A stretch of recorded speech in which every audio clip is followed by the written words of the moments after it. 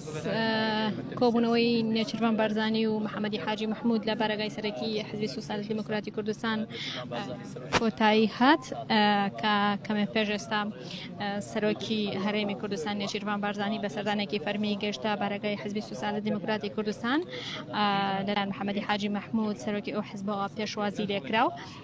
لە کۆبوونەکەدا چەند پرسێکی هەنووکەییان باس کردو ئێستادا کۆبوونەکە کۆتایی پێهاتەوە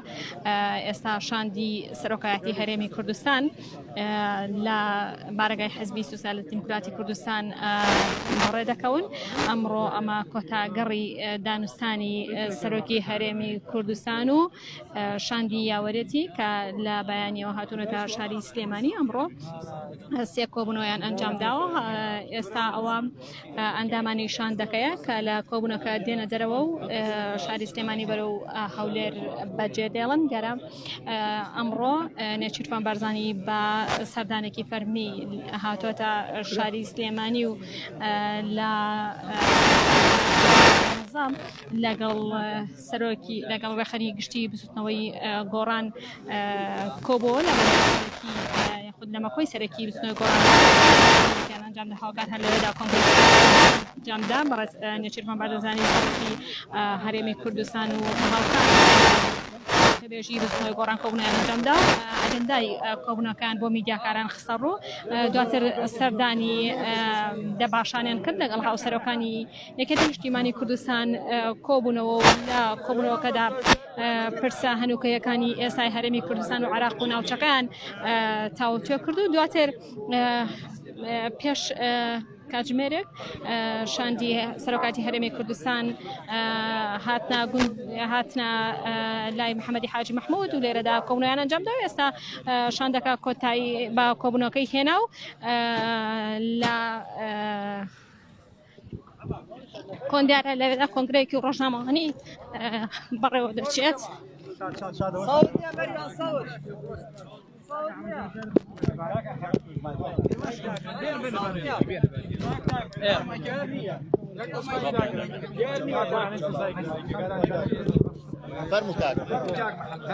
بەتاهاتی وەفدەکە و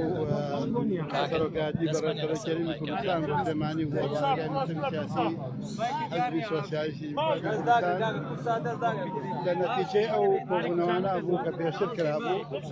ئەو کۆبوونەوانەی پێشوو کە کرابوو بۆ گەڕان بە دوای میکانیزمێکە بۆ هەموو هێزە سیاسیەکان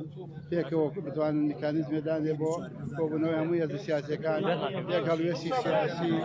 یەکخستنی ڕێخستنی ماڵی کوردستانی ئەوە یەکێ بۆ مەسەلەی دەستوری لە هەرێمی کوردستانە و چارەسەری گیر و گرفتەکانی ناوخۆش کە کورد بتوانێت یەک هەڵوێست و یەک بۆچوونی هەبێت لەسەر مۆزوع سیاسیەکان لە عێراق و لەمە کاک محەممەد کۆبوونەوەی لایەنە سیاسیەکانی هەرێمی کوردستان کەی ئەنجامەدرێت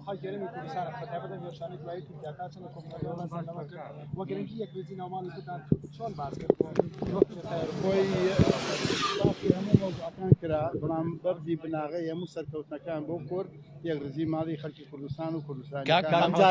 کۆبوونەوەی لایەنە سیاسیەکان کێ ئەکرێت کۆبوونەوەی لایەنە سیاسیەکان کێ ئەکرێت لە داهاتوە چارەسەرەکە هەڵبژاردننی دەیدا ڕەنگە چارەسەری مەسەلەی کێشەی هەڵبژاردنەکان نا ئەو هەڵبژاردنەیشن تا هەڵبژاردنیش بکرێت چارەسەری کێشەی عێراق ناکات بەرنامە سیستەمی بەڕێوەبردن لە عێراقا ئەتوانێت چارەسەری کێشەکان کۆبوونەوەی لایەنە سیاسیەکان کێ ئەکرێت چی وادەیەک دیاری کراوە ئەلبەتە دوای ئەو سەردانانە ڕەنگە دوای ئەوانە قەراری ئەوە بدرێت کە ئەوترێت کە لیژنەیەک پێکەێنرێت لەنەرەتی هەموو حیزبەکان دانرێ بۆ پرۆژەی دەستور و دەستور خۆی پرۆژەکەی هەیە زۆریشی قەرار لەسەر دراوە ڕەنگە هەندێک خاڵی کەمی ماوەتەوە ئەوی ئەوترێت کە لیژنەیەک پێکەێنرێت بۆ پرسی دەستور و وەرگرتنی ڕای لایەنە سیاسیەکان ئەوە کێ بێت بەتاکی دیسە دوای ئەمە ئەوە دەستی پێ کردووە خۆی ئەو پێکۆبنەوەی پێشووی هێزە سیاسیەکان لەگەڵ سەرۆکی هەرێم و هاتنی سەرۆکایەتی هەرێم ئەو سەردانە بوو ئەو ناوچەیە ئەمانە هەمووی پەیوەندی بۆ هەیە کە میکانیزمی کارکردنی مەسلەی دەستور دەست پێەکە کۆبوونەوەی لوتکەی باڵاکرێت لە ئاسی سەرکردە سیاسیەکان کۆبوونەوەی لوتکەی سیاسی ئەکرێت بڕیار لەو بارەیەوە دراوە باسی ئەوە نەکرا بەڵام بە تاکید ئەوە خۆی هەنگاوەکان بۆ ئەوەیە کە هەموو جوودەکان یەک بخرێت جوودی هەموو هێزە سیاسەکان یەک بخرێت و ماڵی کوردستانی هەمووی ڕێک بخرێت و بتوانین یەک هەڵوێستی سیاسی لەسەر هەموو مەسەلەکانت بەڵێ دیارە ئەوەی کە بەڵێ دیارە ئەوەی کە گوێبیستی بوون قسەی محەممەدی حاجی مەحموود سکرتێری حزبی سوسیال دموکراتی کوردستانە لە بارەی کۆبوونەوەکەی لەگەڵ نێچیرفان بارزانی سەرۆکی هەرێمی کوردستان کە کەمە پێش ئێستا کۆبوونەوەی دووقۆڵیان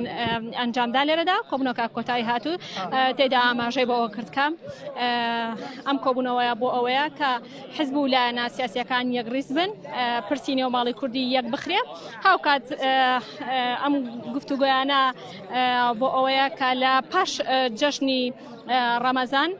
حزب و لایەنە سیاسیەکان لەسەر ئاستی باڵا کۆبوونەوەیەکی گشتی ئەنجام بدەن دیارە کۆبوونەوە ئەم گفتوگۆ و